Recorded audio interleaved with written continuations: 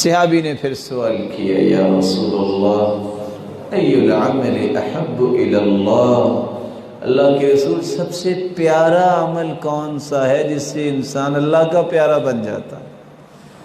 آپ نے 5 کام بتائے، یاد کیجئے گا، یہ چھوٹے چھوٹے کام ہیں لیکن بڑے بابرکت ہیں۔ پہلا کام سرور تدخلہ فی قلب مسلم، کسی کے دل میں خوشی پیدا کر دینا، کسی کے دل میں خوشی پیدا کر دینا، کسی کو خوش کر دینا۔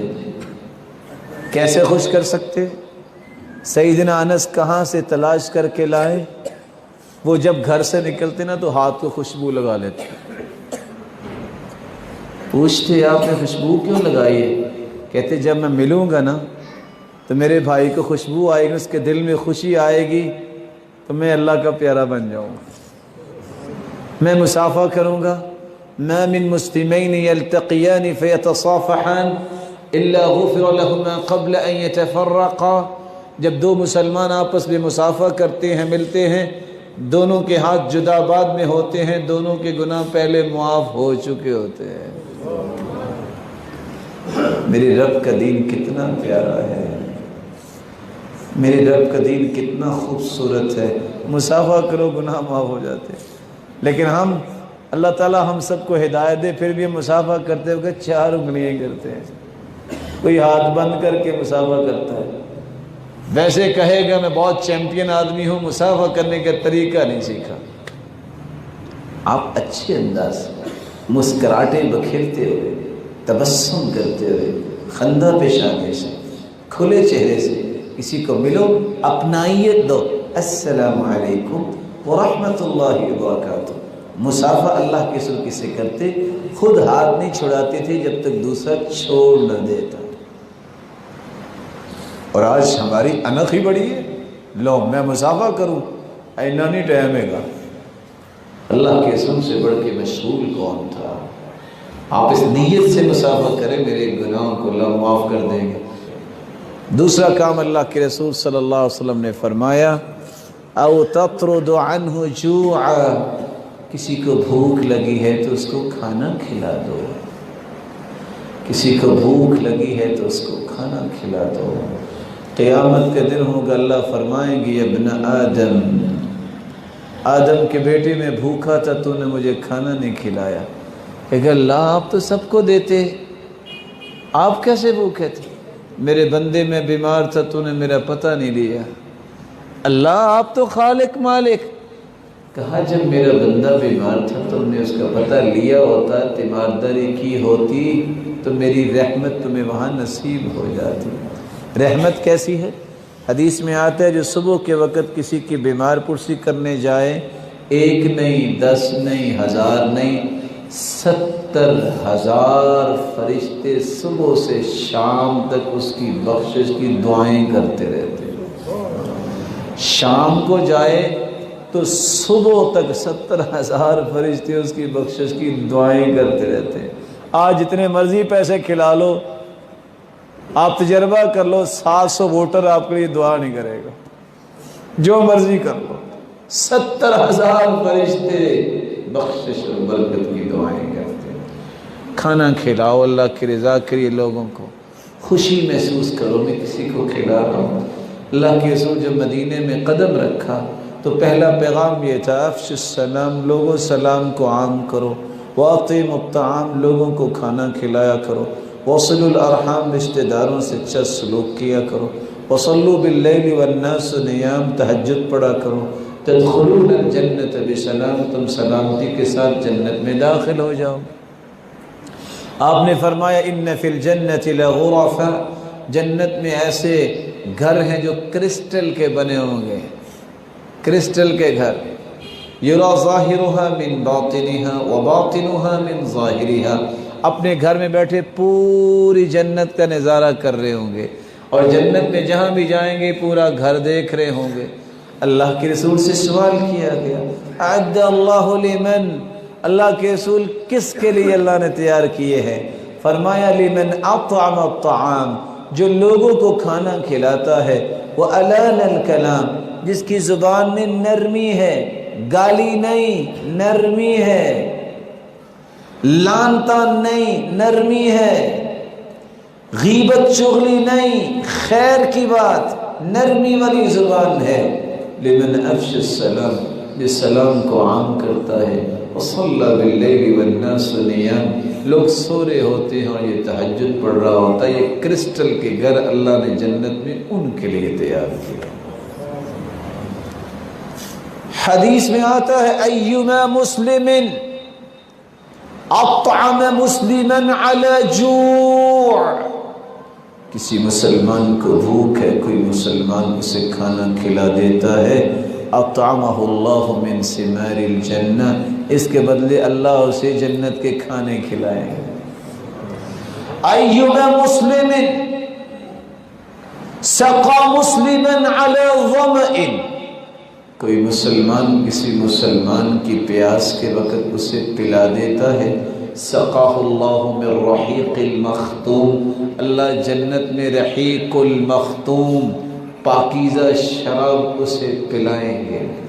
ایما مسلم کسا مسلما، جو مسلمان کسی مسلمان کو لباس دے دیتا ہے، کساہ اللہ من خضر الجنہ، اللہ جنت کے سبز لباس اسے قیامت کے دن پہنائیں گے۔ مسلمانوں، اگر اللہ نے تمہیں مال دیا ہے تو بخل نہ کرو، کبھی تو اپنی گاڑی پہ بیٹھو، کبھی تو کسی کو ساتھ لو، بازار کا چکر لگاؤ، راستوں میں دیکھو بوڑھے بیٹھے ہیں، بوڑھی ماں بیٹھی ہے، عورتیں بیٹھی ہیں، جا کے کہو السلام علیکم بزرگوں، یہ آپ کی طرف سے عید کا تحفہ ہے، یہ ساتھ سلائی بھی ہے، آپ نے یہ نیا سوٹ سلا کے پہننا ہے، ذرا کر کے تو دیکھو۔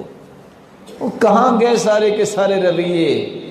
آج لینے کی چکروں میں سارے لوگ ہیں، کبھی دے کے بھی دیکھو نا کتنی لذت آتی ہے، کبھی خوشی میں شریک تو کسی کو کیا کرو، جس طرح میں چاہتا ہوں عید کو خوشی مناؤں، میرے بچے بھی خوش ہوں، یہ بھی سوچا کریں کتنے یتیم ہیں، ان کی خوشی کون پوری کرے گا۔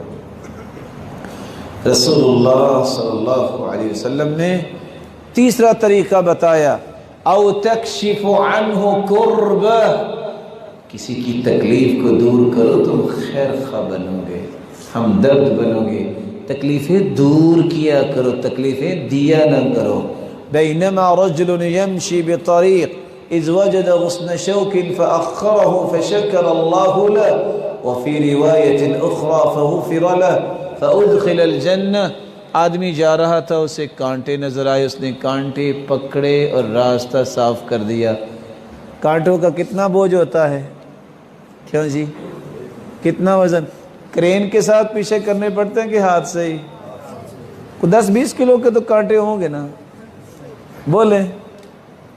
صرف کانٹے اٹھا کے سائڈ پہ کر دیے، راستہ صاف ہو گیا۔ اللہ کو یہ عمل خیر خواہ ہمدردی کا اتنا پسند آیا، اسی وجہ سے اللہ نے اس کی زندگی کے سارے گناہ معاف کر کے جنت بھیج دیے۔ اللہ کے رسول فرماتے ہیں میں جب معراج پہ گیا، مجھے جنت کی سیر کروائی گئی، رأیت رجلا یتقلب فی الجنہ، میں نے جنت میں دیکھا ایک بندہ اچھل رہا ہے، جھوم رہا ہے خوشی سے۔ میں نے کہا یہ بندہ جنت میں کیسے آ گیا؟ جواب دیا جبریل نے، بشجرۃ قطعها عن ظہر الطریق كانت تؤذی الناس، راستے میں ایک درخت تھا، مسافر گزرتے تھے تو بڑی تکلیف ہوتی تھی، اس نے کلہاڑا پکڑا اور اچھل اچھل کے کاٹنا شروع کر دیا، ادھر درخت کٹ گیا۔ اللہ کو یہ ادا اتنی پسند آئی، روح قبض کروائی اور اچھلتے اچھلتے جنت میں لا کھڑا کیا۔ میں سوچ رہا تھا کتنا اچھا موقع تھا وہ، آج قدرت کاٹنے لگے تو اسٹے لے آتے ہیں کہ نہیں یہ تھے رہے گا، ساری دنیا تنگ ہو رہی ہے تو ہوتے رہے۔ جب تک میرے دل کے اندر مسلمان کی خیر خواہی نہیں ہوگی، کبھی میرے دل میں چین پیدا نہیں ہوگا، کبھی میرے دل کے اندر سرور پیدا نہیں ہوگا۔ چوتھا کام اللہ کے رسول نے بیان کیا، وَتَقْضِي عَنْهُ دَيْنًا، کسی کا قرض اتار دیا کرو۔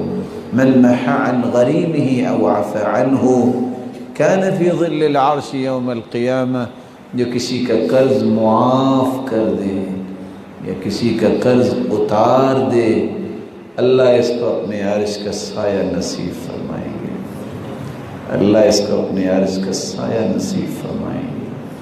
اور جو قرض دیا ہے کسی کو آپ نے، ڈھیل دے دو، ابھی نہیں آپ کے پاس، چلو 15 دن اور لے لو، چلو 15 دن اور لے لو، اگر آپ کی ضرورت پوری، آپ کے پاس زائد پیسے، اس کو موقع دے دو، سپیس دو، فائدہ کیا ہوگا؟ ایک بندے کے نام اعمال کو پیش کیا گیا، اس کی نیکی نکلی کوئی نہیں۔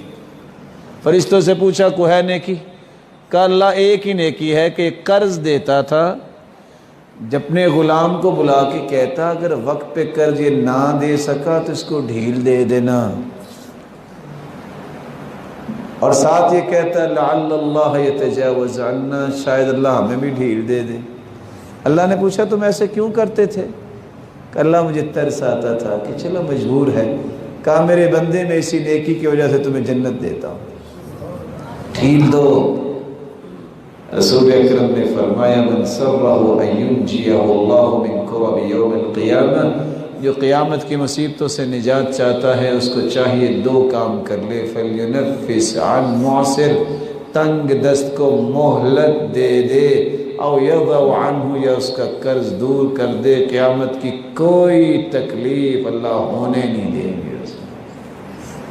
آخری بات اور اس حدیث کی 5ویں بات جو اللہ کے رسول نے بیان کی ہے، اس بات کو بیان کرنے سے پہلے ایک چھوٹا سا سوال کروں گا، اعتکاف کتنے دن کی ہوتی ہے؟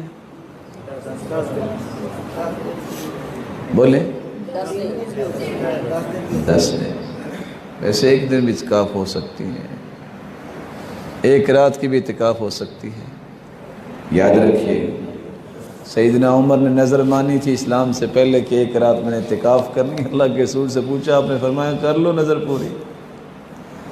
10 دن اعتکاف کرتے ہیں، اللہ کے رسول نے 20 دن لکھی۔ حدیث کہتی ہے وَلَأَنْ أَمْشِي مَعَ أَخِي وَأَقْضِيَ لَهُ حَاجَتَهُ أَحَبُّ إِلَيَّ مِنْ أَنْ أَعْتَكِفَ شَهْرًا فِي هَذَا الْمَسْجِدِ، پورے مہینے کی اعتکاف کرنے والے اللہ کے رسول صلی اللہ علیہ وسلم کریں بھی مسجد نبوی میں ایک نماز 1000 نماز سے افضل، لیلۃ القدر 83 سال 4 مہینوں سے افضل۔ کتنا اجر ہے ایک مہینہ اعتکاف، اور اعتکاف بھی کرے کائنات کی اعلیٰ ہستی اور کرے بھی مسجد نبوی میں۔ فرمایا اس سے زیادہ اجر، اس سے زیادہ پیارا عمل یہ ہے کہ میں کسی مسلمان کے ساتھ جاؤں اس کی خیر خواہی اور ہمدردی کرنے کے لیے اور اس کا کام ہو جائے۔ مجھے ذرا وزن تو کر کے دکھاؤ کہ اللہ کے رسول ایک مہینہ مسجد نبی میں نمازیں پڑھائیں اور اعتکاف بیٹھیں، مجھے ذرا اس کی نیکیوں کا حساب تو نکال کے دو۔ اور بندہ ایک کسی کے ساتھ گیا ہے اس کی خیر خواہی ہمدردی کرنے کے لیے، حتی یتہیأ لہ، اس کا کام ہو گیا ہے، اس سارے اجر سے زیادہ اس کا اجر ہے۔ آج ہم بھول چکے ہیں، آ جاؤ اللہ سے عہد کرو کہ اللہ ہمیں آئندہ سے خیر خواہی کرنے کی توفیق دے، ہمدردی کرنے کی توفیق عطا فرمائے، اور قیامت کے دن سب سے بڑے ہمدرد محمد الرسول اللہ صلی اللہ علیہ وسلم کی رفاقت نصیب فرمائے۔ جس طرح اللہ تیرے گھر میں بیٹھے ہیں تو سب کی اپنی اولادوں کو، اپنے والدین کے ساتھ ان سب کو جنت الفردوس میں جمع فرما اور اپنے دیدار کا مستحق بنا۔ وآخر دعوانا الحمدللہ رب العالمین۔